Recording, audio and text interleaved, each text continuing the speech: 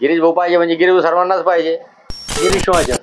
त्याच्यानंतर रोड तुम्ही गावात फिरून चला, मी दाखवतो तुम्हाला. प्रत्येक ठिकाणी रोड झालाय. म्हणजे कोडबे सर एकमेव गिरीश भाऊ पाहिजे. आपल्या तालुक्यावरच नाही महाराष्ट्रावरच विकास आहे त्यांचा. आपण नाटोचे माणसं आहे, राजकारणात आपल्याला चालत नाही. सांगू का तुम्हाला, उत्तर महाराष्ट्रातून ते उपमुख्यमंत्रीचे दावेदार आहे. गिरीश महाजन. गिरीश महाजनच का पाहिजे? कारण त्यांनी कामच तितके केली.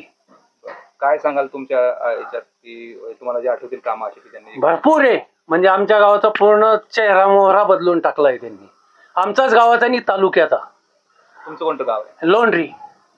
इथे म्हणजे इतके कामं आहे की सांगता येणार नाही, इतके कामं आहे. आमचं समाज मंदिर झालंय, महादेव मंदिराचं सभा मंडप झालंय. त्याच्यानंतर रोड तुम्ही गावात फिरून चला, मी दाखवतो तुम्हाला. प्रत्येक ठिकाणी रोड झालाय. वॉटर सप्लायचे म्हणजे फुल कामं झाले. टाक्या वगैरे तिथून धरणावरनं सगळं पाण्याची नियोजन केलंय. भाऊंच्यामुळे झालंय. व्यायामशाळा झाल्या आहे गावात. आणि इतके कामं झाले की सांगताच येणारे. आणि केव्हाही फोन करा भाऊ हजारे. त्याच्यामुळे गिरीश भाऊच. खोडपेचं नको? नाही, बिलकुल नाही. ते तर इकडून तिकडे न सांगता गेले ना हो. त्यांचा काय विचार करायचा. ते पहिले महाविकास आघाडीवाले म्हणत होते खोके एकदम ओके. आता यांना काय केलंय तेच केलंय. हे बी तर गेले ना तिकडे. काही ना काही लाडू मिळालाच असेल ना. आमच्या तालुक्यामध्ये गिरीश महाजन आणि खोडपे सर हे दोघे उभे आहेत. बरोबर. तुमचं वैयक्तिक काम आहे? वैयक्तिक मत म्हणजे कोडबे सर. गिरीश भाऊ नको पाहिजे? नाही. का नको पाहिजे? काय वाटतं? का नको पाहिजे? आम्ही आमचा शेतात जो रस्ता आहे, समजा 100-150 माणसं आहे तिकडे, 100-150 लोकांचं शेत आहे. तर तो रस्ता त्यांनी कधींचा मंजूर केला आहे. 25 वर्ष झाली. तो आजपर्यंत बी झाला नाही. त्यांना मोरमाची ट्रिप पण टाकली नाही अजून एक पण.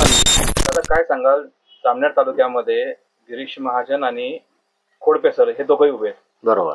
तुम्हाला काय वाटतं? आता आमच्या गावाची परिस्थिती अशी आहे, 12 जाती असल्यामुळे मोमेडियन आहे, ब्राह्मण आहे, वंजारी आहे, मराठा आहे, मारवाडी आहे, राजपूत आहे, तिली आहे, मातंग समाज आहे. समजा सर्वच समाज आमच्या गावामध्ये 12 जाती समजा.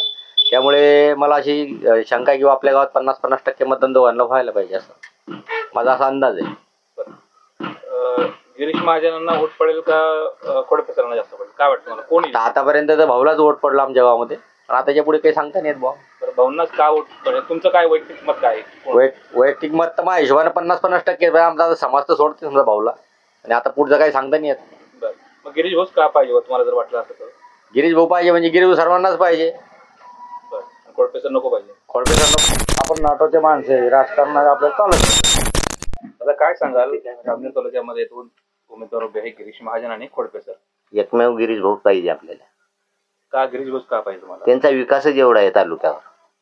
तालुक्यावरच नाही महाराष्ट्रावरच विकास आहे त्यांचा.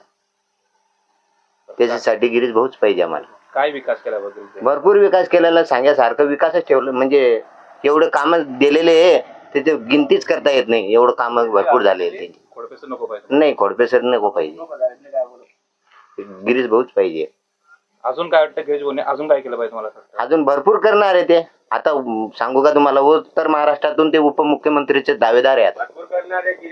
हा, उपमुख्यमंत्री हा महाराष्ट्राचे उपमुख्यमंत्री दावेदार आहेत. युती सरकार आहे. गिरीश भाऊ